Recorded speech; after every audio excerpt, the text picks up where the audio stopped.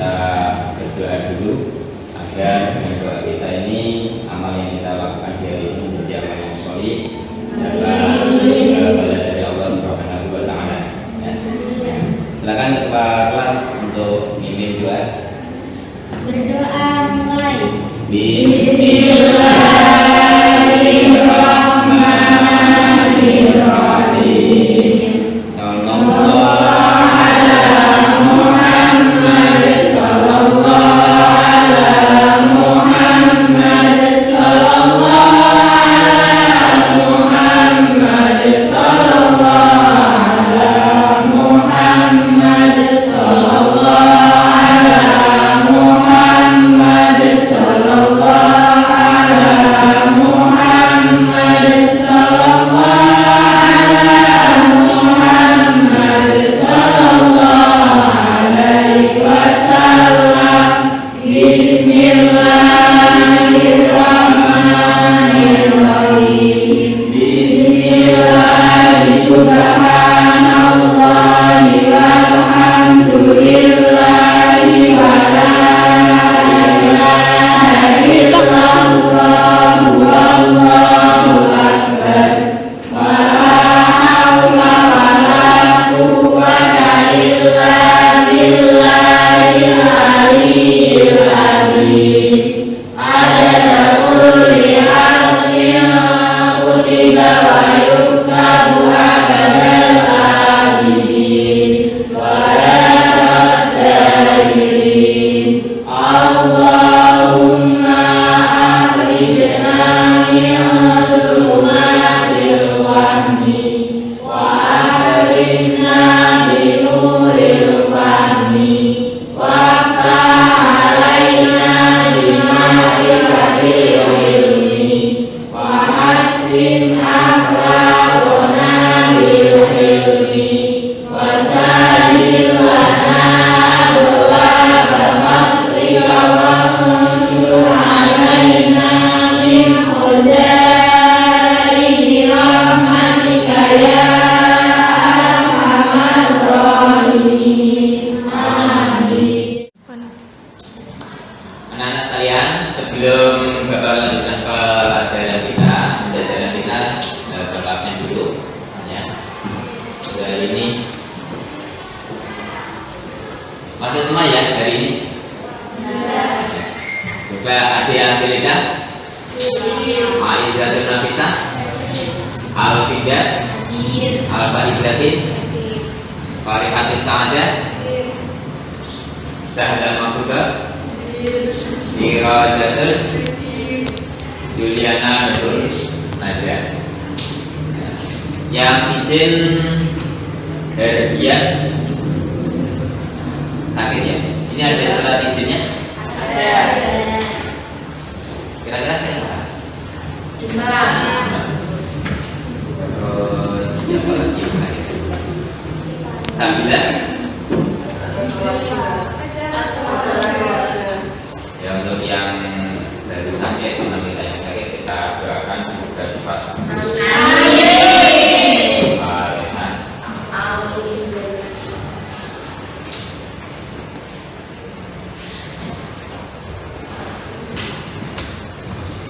Terima kasih.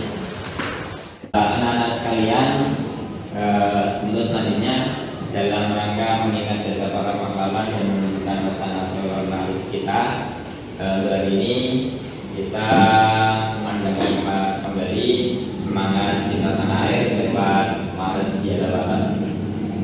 Setuju ya? Silakan berdiri semua dan nanti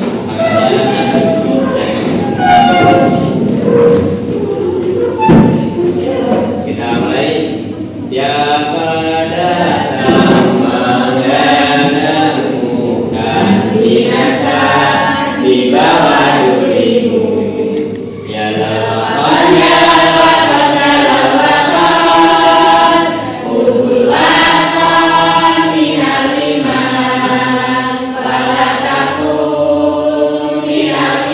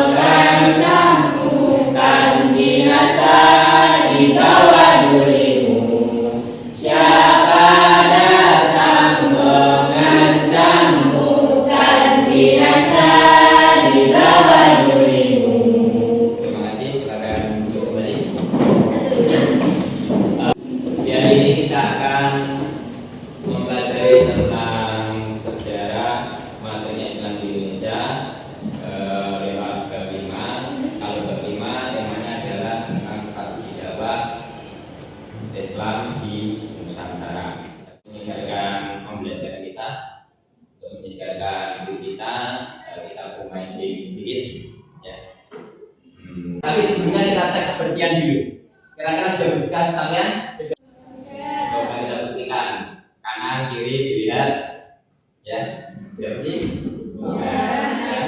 Kita lanjutkan kita untuk menyegarkan hidup kita. Kita bermain game sedikit ya. Gamenya cukup sederhana karena mungkin sebagian dari kalian pernah dengar ya, kalau gajah sebutannya besar kecil. Gajah besar kecil. Besar biasanya tandanya ini ya. Kalau semut tandanya biasanya ya ini kan. Tapi untuk game ini kita balik, tidak menyalahi pengertian besar apa gajah tetap besar, tapi tandanya dibalik. Gajah besar, semut kecil ya. Bisa? Coba nanti kita praktekkan. Sudah siap? Jadi kata terakhir yang saya sebutkan, yang saya tunjuk nanti menjawab. Gitu ya? Siap? Gajah, semut, gajah, semut, gajah. Betul, ya, dua. Gajah, semut, semut, gajah, gajah, semut, semut, gajah, semut. Oke, itu ya. Tepuk tangan kita semua. Sekalian, ya, untuk hari ini kita mempelajari tentang SKI, Sejarah Kebudayaan Islam, dengan tema sejarah masuknya Islam di Indonesia. Pelajaran ini sebenarnya berhubungan dengan pelajaran-pelajaran yang telah kita pelajari di minggu-minggu kemarin, terutama tentang dakwah, tentang etos kerja dan yang lain sebagainya. Gitu ya. Lalu ini kita khusus tentang sejarah. Kita kira-kira Islam kita ini datangnya dari mana? Benar-benar ada rantai penyambungnya dengan ajaran Rasulullah atau tidak? Nanti kita pelajari bersama ya. Karena apa? Karena sebagai motivasi kalian ada satu pepatah yang menyebutkan sejarah itu, kalau kalian ingat, pernah diungkapkan oleh pemimpin kita, beliau Bapak Soekarno, dengan satu kata yang terkenal yaitu jas merah. Artinya apa? Jangan melupakan sejarah. Jas merah. Dan dalam pepatah Arab ada kata itu nafsahu, bahwa sejarah itu pada hakikatnya itu selalu mengulangi dirinya sendiri. Atau dalam bahasa kita, sejarah itu sebenarnya itu selalu berulang kali, berulang-ulang terus. Jadi kejadian hari ini atau kejadian kemarin atau kejadian besok, sebenarnya kalau bagi orang yang senang sejarah itu sudah pernah teralami pada masa-masa yang telah dilalui. Karena itu nafsahu, itu pepatah yang sangat terkenal dalam sejarah, bahwa sejarah itu mengulangi dirinya sendiri, selalu berulang. Karena sering kita dengar juga siklus, umpama musim hujan ya siklus musiman, umpama gempa bumi ya siklus berapa tahunan gitu kan. Dan ini topik kita adalah tentang sejarah. Yang mengikuti? Ya. Sebagai stimulus awal kita, awal kalian dalam belajar tema ini adalah kita mencoba melihat presentasi bab ini, yaitu bab ini mempunyai kompetensi dasar utama 3 poin. Pertama, mempelajari tentang sejarah masuknya Islam di Indonesia. Yang kedua, mengklasifikasi teori-teori tentang sejarah masuknya Islam di Indonesia dan mengelompokkan teori mana yang paling kuat tentang sejarah Islam masuk di Indonesia. Untuk tujuannya ada beberapa poin. Di sini saya rangkum ada 7 poin. Yang pertama tentang kemajuan perkembangan Islam Indonesia dengan Islam. bisa menjelaskan model dakwah dengan cara damai, bisa menentukan teori sejarah masuknya Islam di Indonesia dengan benar. Ya.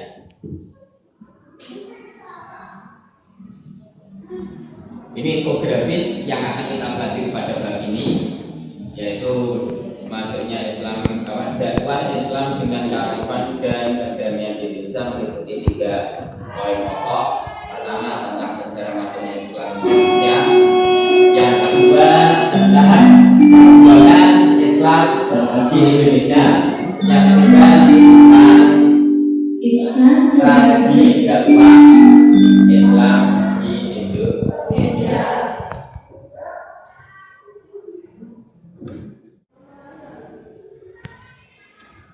Kalau kalian belajar sejarah membosankan atau tidak?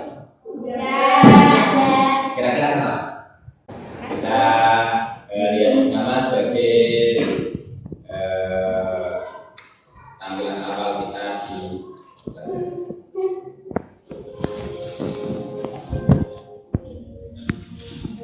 jika ada sebuah pertanyaan, apakah belajar sejarah itu penting? Apa alasan Anda?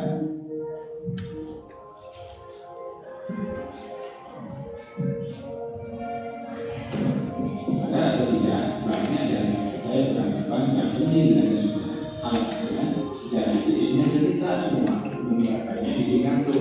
Dia harus hafal nama-nama tokoh, tentang peristiwa, kisah, tapi kalau bertanya aksi dan urusannya. Ditambah lagi, banyak guru sejarah ketika menghadapi persoalan di atas yang ujung-ujungnya bilang sejarah itu pelajaran wajib dari kurikulum. Mau nggak mau kalian harus belajar sejarah. Kalau nggak ngerti sejarah, berarti kalian bukan orang berpelajar. Kalau nggak ngerti sejarah, nanti kalian ditawarkan orang. Untuk masuk kuliah dan kita itu ada tes pengetahuan umum, dan soalnya ya sejarah. Kata-kata di atas, bukannya menjawab problematika, justru malah nakut-nakutin. Nah, ada sebuah fakta menarik bahwa hari ini justru sejarah menjadi momok bagi para pelajar karena identik dengan hafalan dan tumpukan-tumpukan angka yang bikin membosankan. Memang sejarah isinya adalah berupa angka-angka tahun dan nama-nama tokoh bahkan kisah cerita yang sangat panjang.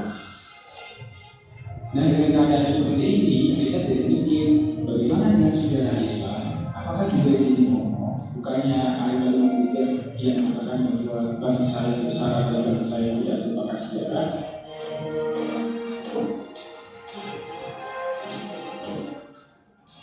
Nah, untuk menjawab persoalan ini, lupakan dulu deh sejarah dalam konteks sebagai mata pelajaran di dalam pendidikan.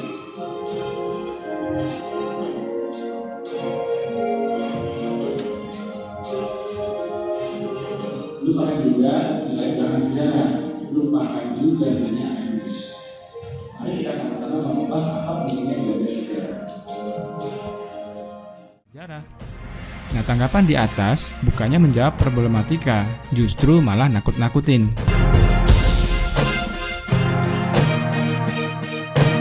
Nah, ada sebuah fakta menarik bahwa hari ini justru sejarah menjadi momok bagi para pelajar karena identik dengan hafalan dan tumpukan-tumpukan angka yang bikin membosankan.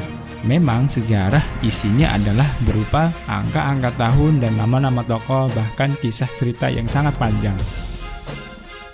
Nah, dengan keadaan seperti ini, kita jadi mikir, bagaimana dengan sejarah Islam? Apakah juga jadi momok? Bukannya ada kalimat bijak yang mengatakan bahwa bangsa yang besar adalah bangsa yang tidak melupakan sejarah?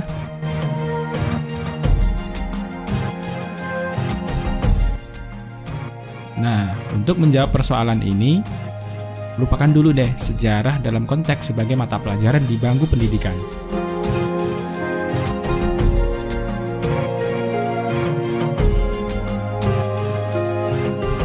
Lupakan juga nilai ulangan sejarah, lupakan juga dunia akademis. Mari kita sama-sama mengupas apa pentingnya belajar sejarah.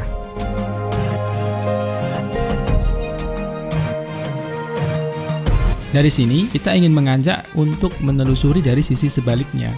Memang apa jadinya kalau kita nggak belajar sejarah dan apa konsekuensinya kalau masyarakat nggak belajar dari sejarah? Nah, untuk mengulas hal ini, silahkan simak video ceramah Ustadz Budi Asyari berikut ini. Saya ingin mengajak teman-teman semuanya untuk kita mencoba untuk melihat bagaimana sejarah itu dalam kehidupan orang beriman itu istimewa untuk dipelajari, untuk menjadi panduan. Dan saya ingin kita mulai terbuka. Saya dengan teman-teman yang membuat acara Khalifah itu kurang lebih berjalan 4 tahun ini. Dan setiap saya ada di sebuah kota, saya sangat sering disalami oleh orang yang masyarakat muslim itu mengatakan begini. Dan ini kalimatnya bisa sama dari satu kota ke kota yang lain, ini juga mengherankan. Mereka mengatakan ternyata sejarah itu bisa dikaji sampai level itu, Ustaz ya. Saya juga nggak ngerti maksudnya apa. Karena buat saya, setiap saya baca sejarah itu mesti seperti saya mendapatkan bongkahan emas mutiara berlian. Tiba-tiba di kita ini pelajaran sejarah itu pelajaran yang paling membosankan. Karena sejarah itu cuma tumpukan angka. Tahun sekian terjadi ini, namanya ini, peristiwanya ini, bosenin. Ditambah gitu gurunya nggak bisa juga jelasin kan? Sudah lengkap, ditambah lagi ujiannya susah setengah mati. Udah jelasinnya nggak enak, gurunya ujian susah sekali. Akhirnya memang orang semakin tidak tertarik. Sebenarnya sangat sederhana memahaminya. Lihat betapa sederhananya. Kalau kita melihat panduan peradaban Islam yang paling utama, yaitu Al-Quranul Karim, dan di dalam Al-Quran ada 1/3 isi Quran adalah kisah, sejarah, itu sudah cukup bahwa sejarah itu istimewa. Tiba-tiba tidak dapat porsi di negeri ini. Sejarah umat sebelum Nabi Muhammad, lihat sejarah umat sebelum Nabi Muhammad itu kisah-kisahnya turunnya di ayat-ayat dan surat-surat Makkiyah. Makkiyah itu adalah ayat atau surat yang turun sebelum Nabi hijrah ke Madinah. Jadi sebelum hijrah ke Madinah, kalau semua ayat ataupun surat yang turun sebelum Nabi hijrah namanya surat Makkiyah. Semua kisah umat terdahulu sebelum Nabi Muhammad itu turunnya Makkiyah.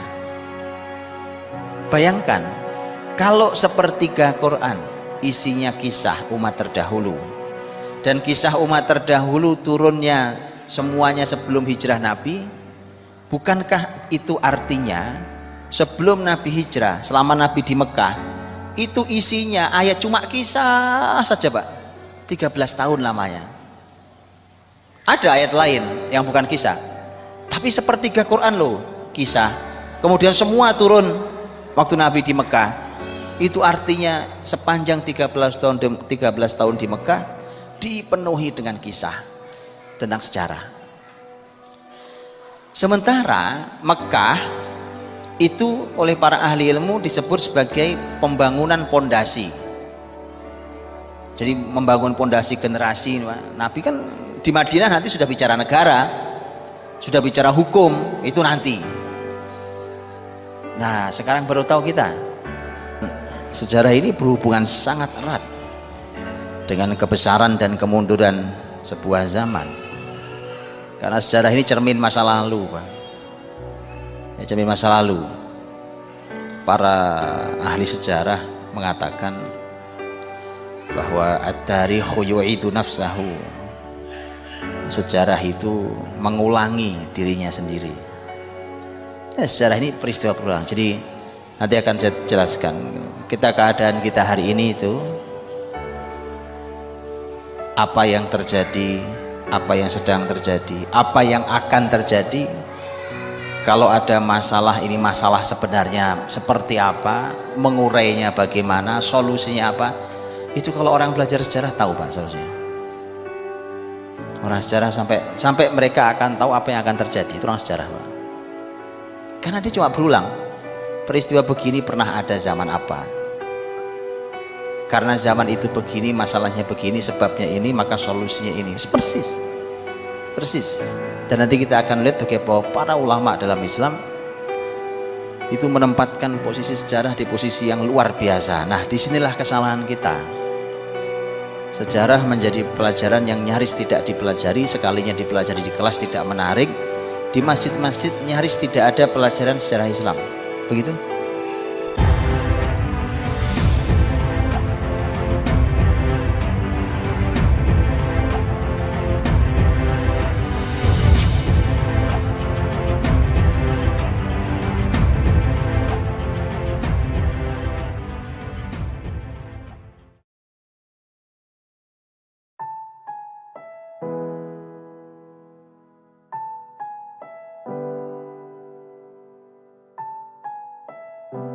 Assalamualaikum kawan-kawan, kita kembali lagi di episode kedua yang akan membahas tentang teori-teori masuknya Islam ke Nusantara. Sejak di bangku sekolah, kita diajarkan tentang kapan masuknya Islam ke Nusantara. Hal ini sebenarnya bukanlah pelajaran yang asing lagi bagi telinga kita. Setidaknya ada 3 teori mengenai kapan dan dari mana Islam disebarkan ke Nusantara ini. Masing-masing teori ini memiliki perspektif sendiri-sendiri. Mari kita bahas satu persatu dari teori-teori tersebut. Kita mulai dari teori yang pertama, yaitu teori Gujarat. Teori Gujarat mengatakan bahwa Islam masuk ke Nusantara pada abad ke-13 Masehi dan penyebarnya berasal dari Gujarat, India bagian barat, yang berdekatan dengan Laut Arab. Siapa sangka, teori ini menjadi kondang dan diajarkan di sekolah-sekolah, bahkan menjadi rujukan bagi pendidikan di negeri ini. Pasalnya, para pelopornya bukan main. Mereka adalah kebanyakan dari profesor-profesor Belanda di Universitas Leiden. Teori ini muncul seiring dengan penjajahan yang dilakukan oleh Belanda di Nusantara. Karena teori ini ditulis oleh orang-orang kepercayaan penjajah yang pada saat itu menguasai tanah air ini, dan kemudian didukung oleh kekuasaan kolonial Belanda pada saat itu, maka seolah-olah teori ini menjadi tak terbantahkan, bahkan menjadi sumber rujukan para sejarawan. Hal ini selaras dengan tujuan Belanda untuk memadamkan kekuatan Islam di Nusantara yang pada saat itu menjadi musuh mereka, dengan cara merubah pandangan masyarakat melalui tulisan-tulisan sejarah yang dibuat para orientalis Belanda. Pelopor terkenal teori ini adalah Profesor Dr. Christian Snoot-Hoorgron. Menurutnya, Islam di Nusantara berasal dari wilayah-wilayah di anak benua India, seperti Gujarat, Bengali, dan Malabar. Di dalam bukunya, Snoot mengatakan tidak adanya peran dan nilai-nilai Arab pada masyarakat Islam yang ada di Nusantara pada abad sekitar 12 Masehi sampai abad ke-13 Masehi. Yang menarik di sini, ternyata Snoot bukanlah orang pertama yang mempelopori teori ini. Artinya, dia bukanlah pencetus murni teori Gujarat ini.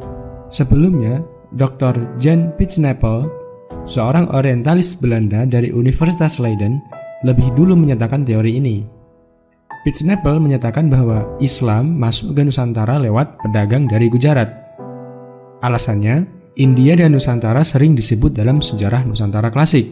Artinya, meskipun Islam di Nusantara adalah hasil pergerakan orang-orang Arab, tetapi tidak langsung datang dari Arab, melainkan dari India. Jadi, seolah-olah perubahan peradaban di Nusantara tidak bisa dilepaskan dari pengaruh India. Perbedaan pendapat Pitznapel dibandingkan dengan Snoot ialah Pitznapel masih berpendapat Islam di Nusantara meskipun berasal dari India, tetapi tetaplah dibawa oleh orang-orang Arab. Sedangkan Snoot menolak peran orang-orang Arab. Ada lagi pendapat dari seorang orientalis Belanda bernama Jan-Pierre Mokwete. Ia berargumen bahwa batu nisan Sultan Malikus Salah yang wafat pada tanggal 17 Zulhijjah 831 Hijriah atau 1297 Masehi di Pasai, Aceh, dan batu nisan Maulana Malik Ibrahim yang wafat tahun 1419 di Gresik, Jawa Timur, memiliki bentuk yang sama dengan yang terdapat di Kambai, Gujarat. Oleh sebab itu, Mokwete menyimpulkan batu nisan itu diimpor dari Gujarat atau setidaknya dibuat oleh orang Gujarat atau orang Indonesia yang telah belajar kaligrafi khas Gujarat. Alasan lain, menurutnya bahwa ada kesamaan mazhab Syafi'i antara Muslim di Nusantara dengan Muslim di Gujarat. Tidak seperti pendapat sebelumnya, Mokwete cenderung menekankan asal Islam yang ada di Nusantara berdasarkan bukti batu nisan. Oleh karena bukti-bukti yang digunakan pada teori Gujarat ini berdasarkan pada peninggalan batu nisan, Maka teori ini sering dijuluki juga sebagai teori batu nisan. Nah, sudut pandang lain berasal dari sejarawan Belanda bernama Hubertus Maria Flekke. Sebagai penganut teori Gujarat, ia mengatakan dalam bukunya yang berjudul Nusantara, Sejarah Indonesia, bahwa Islam disebarkan ke Nusantara bukan karena motif dakwah, tetapi motif perdagangan.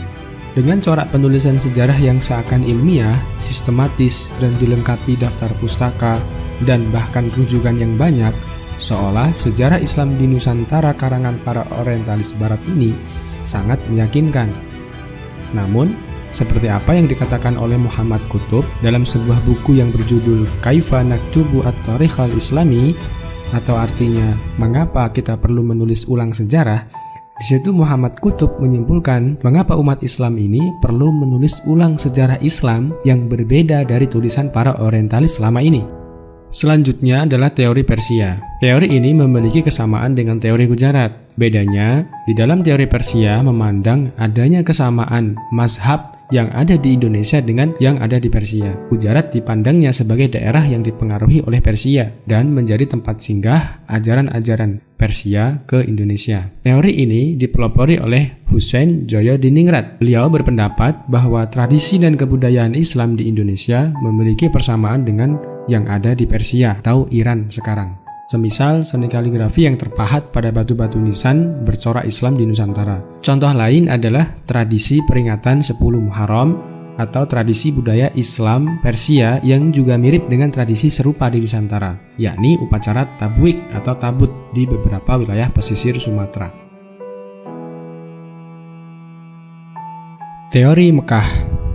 Berbeda dengan teori sebelumnya, teori Mekah muncul sebagai sanggahan atas teori Barat. Haji Abdul Muhammad Karim Amrullah atau Buya Hamka adalah tokoh yang memperkenalkan teori ini. Menurutnya, motivasi awal kedatangan orang Arab tidak dilandasi oleh nilai-nilai ekonomi semata.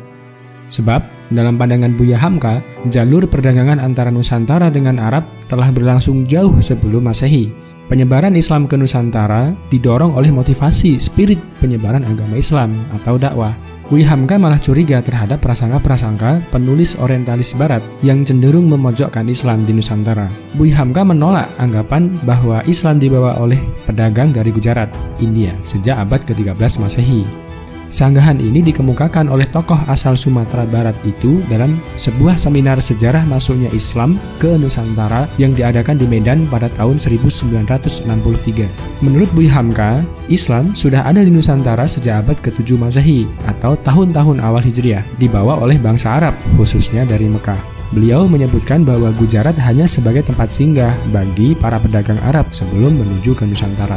Salah satu bukti teori Mekah ini adalah naskah kuno dari Cina yang menyebutkan sekelompok bangsa Arab telah bermukim di kawasan pantai barat Sumatera, tepatnya di Barus, Tapanuli Tengah, Sumatera Utara, pada tahun 625 Masehi. Di Barus, yang pernah dikuasai kerajaan Sriwijaya, juga ditemukan naskah kuno bertuliskan nama Syekh Rukunuddin yang wafat pada tahun 672 Masehi. Keyakinan Buya Hamka tersebut dikuatkan oleh teori yang dikemukakan oleh T.W. Arnold sebelumnya. Berdasarkan sumber yang sama, yaitu berita dari Cina, Arnold dalam bukunya yang berjudul The Preaching of Islam menyebutkan bahwa ada seorang pembesar Arab yang menjadi kepala daerah pendudukan bangsa Arab di pantai barat Sumatera pada tahun 674 Masehi. Penulis barat, kata Buya Hamka, melakukan upaya yang sangat sistematik untuk menghilangkan keyakinan negeri-negeri Melayu tentang hubungan rohani yang mesra antara mereka dengan tanah Arab sebagai sumber utama Islam di Indonesia dalam menimba ilmu agama.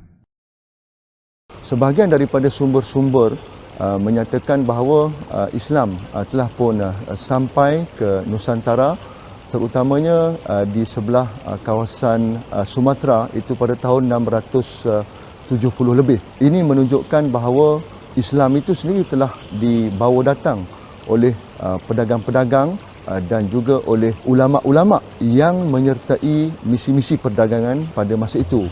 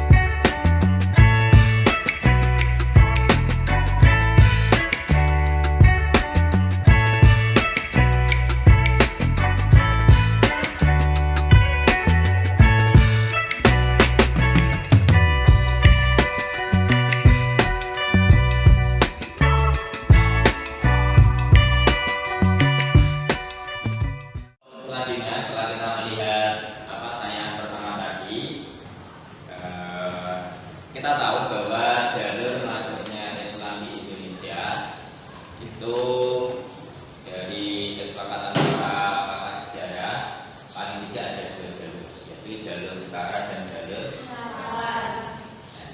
untuk lebih memperdalam lagi pemahaman kita dan pengetahuan kita tentang sejarah masuknya Islam di Indonesia, dan untuk lebih tahu teori mana saja yang paling kuat dan apa kelebihan serta kelemahannya, silakan kalian berdiskusi, nanti cari informasi yang ada kaitannya tentang teori sejarah masuknya Islam di Indonesia.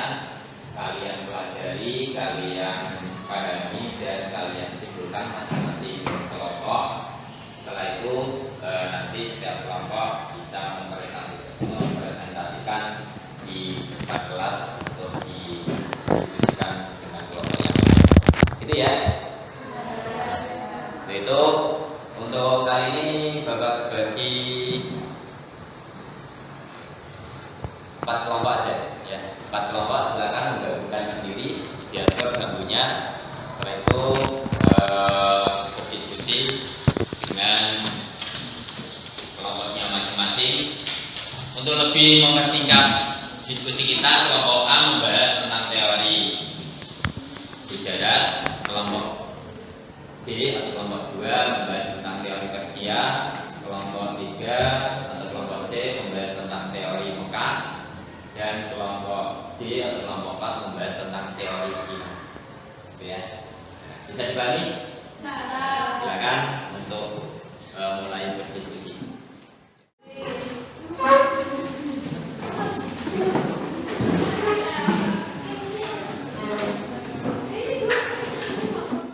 Memfokuskan bahasa kalian bisa sambil mengerjakan LKPD yang Bapak bagikan untuk panduan dalam berdiskusi kalian. Silakan.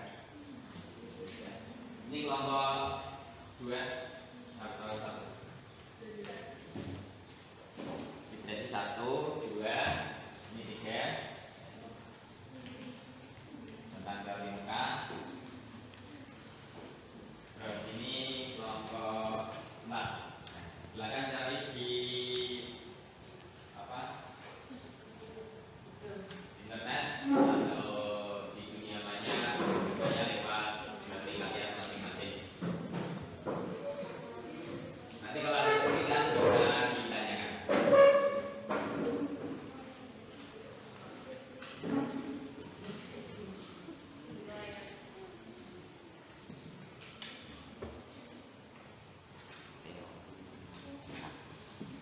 Teori Gujarat ya.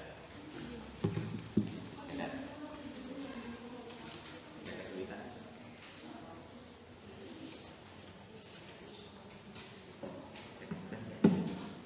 Jadi kan pertama satu mana? Nah ini teori. Ini kelompok 3 kan? Kelompok teori kan.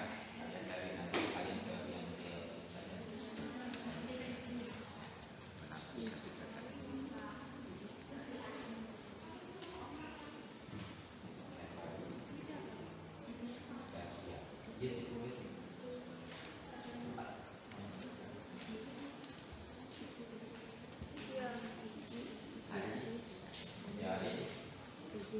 Cina ya?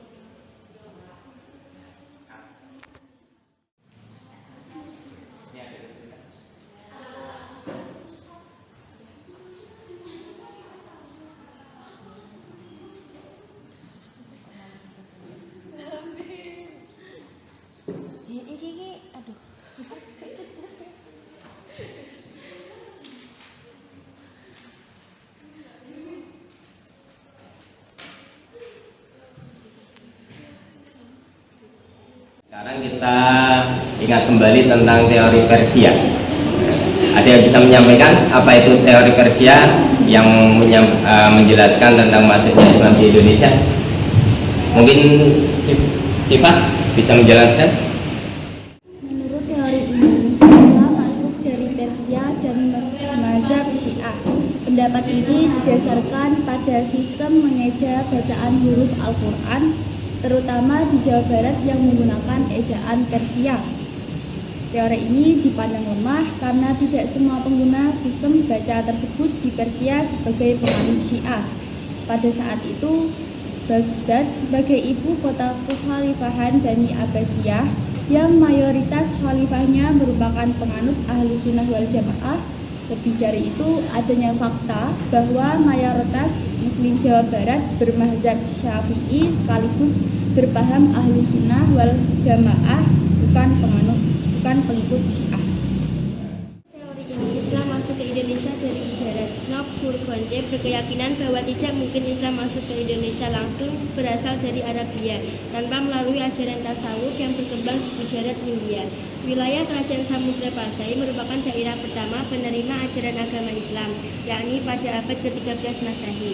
Teori ini tidak menjelaskan secara rinci antara masuk dan berkembangnya Islam di wilayah ini. Tidak ada penjelasan mengenai mazhab apa yang berkembang di Samudra Pasai. Maka muncul pertanyaan besar, mungkinkah saat Islam datang langsung mampu mendirikan kerajaan yang memiliki kekuasaan politik besar? Teori Mekah, yaitu Islam datang di Indonesia bukan hanya dari awal abad ke-13. Dari beberapa teori ini kita bisa merangkum pemahaman bahwa masyarakat Nusantara mengenal Islam atau menerima Islam itu tidak hanya di awal 13 Masehi, tetapi jauh dari itu dengan ditemukannya pemukiman Muslim di daerah Baros ini membuktikan bahwa Islam sudah masuk di Nusantara sejak abad 7 Masehi. Untuk pertemuan selanjutnya nanti kita lanjutkan tentang strategi dakwah Islam di Nusantara. Terima kasih. Demikian dari saya, kurang lebihnya mohon maaf. Semoga bermanfaat dan barokah. Akhirul kalam, Allahumma biqil akumitariq. Assalamualaikum warahmatullahi wabarakatuh. Waalaikumsalam warahmatullahi